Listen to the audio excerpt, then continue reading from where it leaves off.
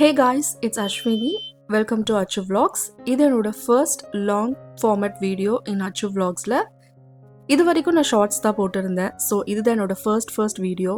So இந்த video ஃபுல்லாக பாருங்கள். உங்களுக்கு பிடிச்சிருந்தா மறக்காமல் லைக் பண்ணுங்கள். அண்ட் இந்த சேனலை வந்து இது வரைக்கும் சப்ஸ்கிரைப் பண்ணலன்னா சப்ஸ்கிரைப் பண்ணி என்னை சப்போர்ட் பண்ணுங்கள்.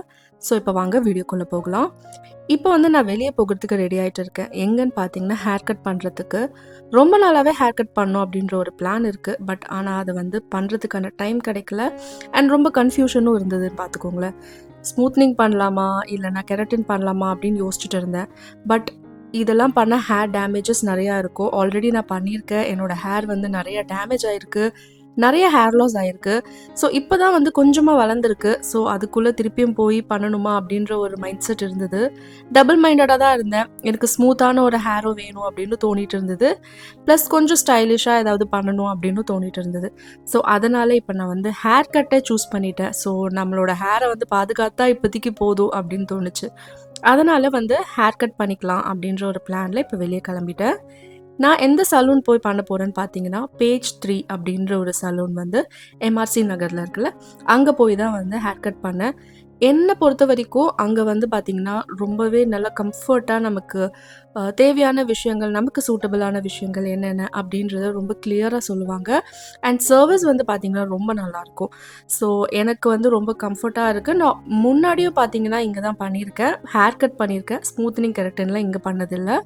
ஸோ அதனால நான் திருப்பியும் இங்கேயே ப்ரிஃபர் பண்ணுறேன்.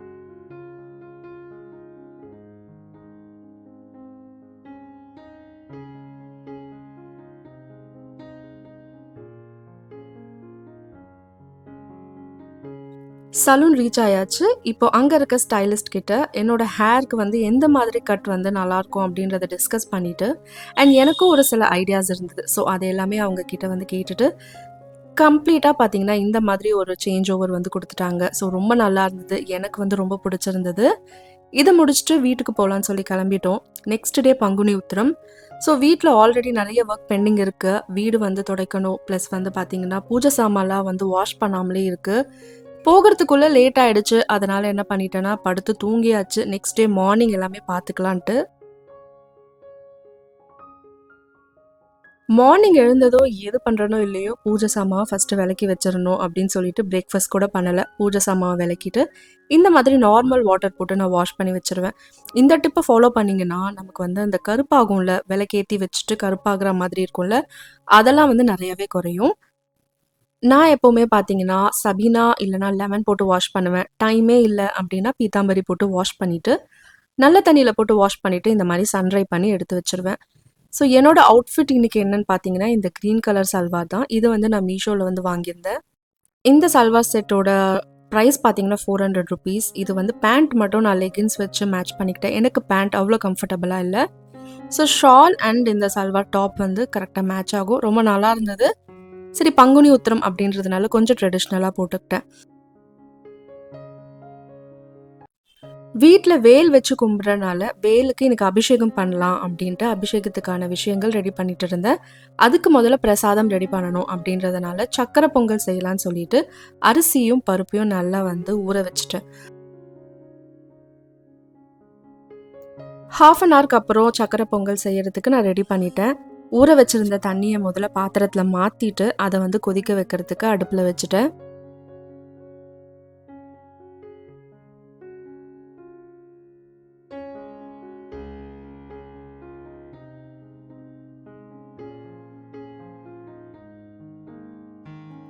இப்போ தண்ணி நல்லா கொதிச்சு வந்துருச்சு. ஸோ இந்த டைமில் வந்து நம்ம ஊற வச்சுருந்த அரிசியும் பருப்பையும் ஆட் பண்ணிக்கலாம்.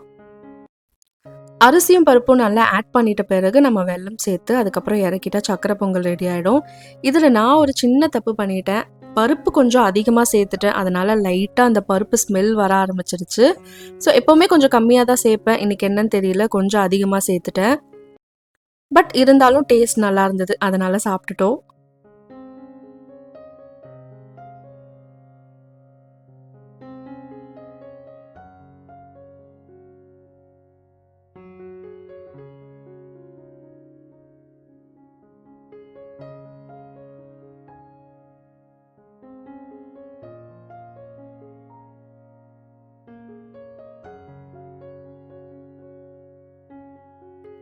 பிரசாதம் ரெடி ஆயிடுச்சு. வேல் பூஜைக்கு தேவையான விஷயங்களை ஒன் பை ஒன் ரெடி பண்ணிட்டு இருந்தேன்.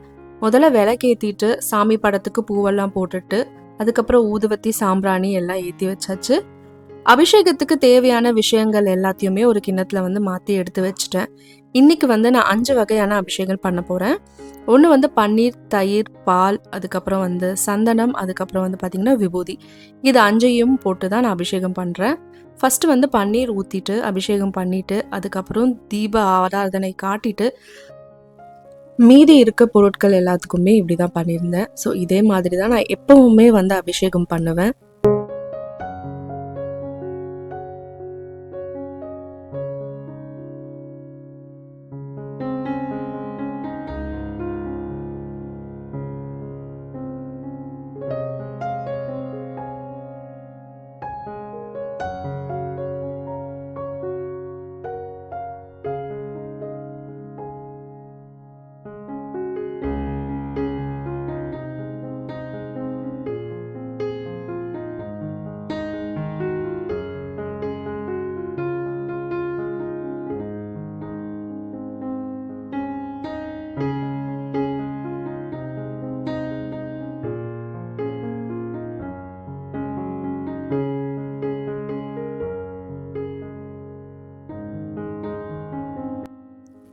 வேல் அபிஷேகம் முடிஞ்சிடுச்சு. ஸோ அதுக்கப்புறம் பார்த்தீங்கன்னா வெத்தலை தீபம் ஏற்றுற பழக்கம் வந்து நான் இப்போ தான் ஸ்டார்ட் பண்ணியிருக்கேன்.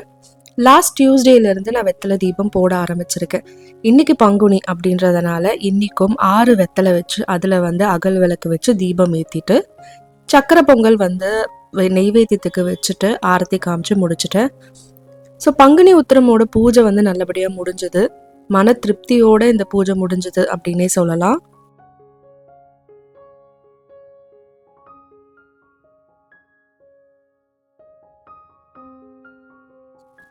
பூஜை முடிஞ்ச கையோட வடைக்கு வந்து ஊற போட்டிருந்தேன். அதையும் அரைச்சிடலான்னு சொல்லிட்டு கிரைண்டரில் போட்டு அரைச்சிட்டு இருக்கேன். மார்னிங் படைக்கும் போதே வடை வைக்கணும் அப்படின்னு நினச்சேன். ஆனால் வந்து முடியல, டைம் ஆயிடுச்சு. 12 மணிக்குள்ளே படைக்கணும் அப்படின்றதுனால வெறும் சக்கரை பொங்கல் வச்சு முடிச்சிட்டேன். ஸோ வடைக்கு அரைக்கும் போது பார்த்தீங்கன்னா ஒரு 2 இல்லைன்னா 3 ஐஸ் க்யூப்ஸ் போட்டு அரைச்சோன்னா இந்த மாதிரி நல்லா சாஃப்டாக வரும். ஸோ ஃபர்ஸ்ட் டைம் நான் இந்த மாதிரி ட்ரை பண்ணுறேன். ரொம்பவே நல்லா வந்தது. வடைக்கு வந்து அரைச்சி எடுத்தாச்சு. அதில் கொஞ்சமாக அரிசி மாவு போட்டுட்டு வெங்காயம், அதுக்கப்புறம் கொத்தமல்லி, கருவேப்பிலை, பச்சை மிளகா இதெல்லாம் போட்டு நல்லா மிக்ஸ் பண்ணிவிட்டு கொஞ்சமாக சீரகம், அதுக்கப்புறம் பெப்பர் போடுவேன். இதை போட்டுட்டு நல்லா மிக்ஸ் பண்ணிவிட்டு எண்ணெயில் போட்டு ஃப்ரை பண்ணி எடுத்தா வெளியே நல்லா மொறு மொறுன்ட்டு இருக்கும், உள்ளே நல்லா சாஃப்டாகவே இருக்கும். ஸோ ஐஸ் கட்டி போட்டு அரைச்சனாலையா இல்லை என்னன்னு தெரியல, நல்லா சாஃப்டாக வந்தது.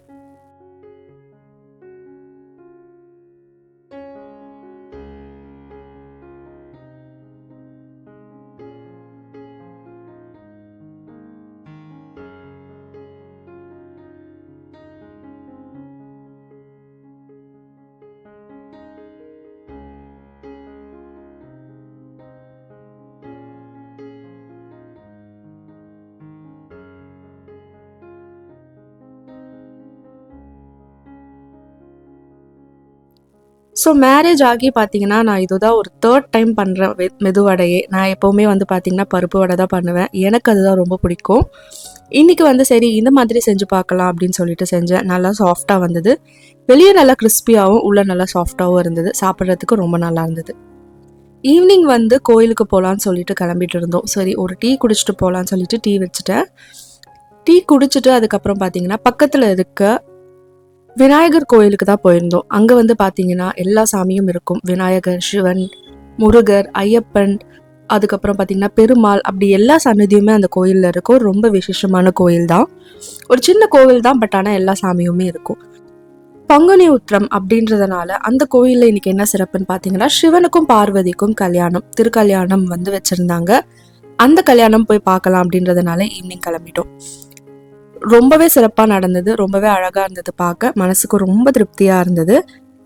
கல்யாணம் கோவிலில் பார்த்தீங்கன்னா நிறைய கூட்டம் ரொம்பவே அதிகமாக இருந்தது. நின்று தான் நம்ம சாமி பார்க்குற மாதிரி. அண்ட் இதோட இந்த வீடியோவை நான் முடிச்சுக்கிறேன். ஸோ இந்த வீடியோ உங்களுக்கு பிடிச்சிருந்தா கண்டிப்பாக லைக் பண்ணுங்கள். சேனலை சப்ஸ்கிரைப் பண்ணலைன்னா சப்ஸ்கிரைப் பண்ணிக்கோங்க அண்ட் சப்போர்ட் பண்ணுங்கள். இதே மாதிரி நான் இன்னொரு இன்ட்ரெஸ்டிங்கான ஒரு vlogல உங்கள் எல்லாரையும் பார்க்குறேன். Until then, bye from Ashwini and thank you for watching this video.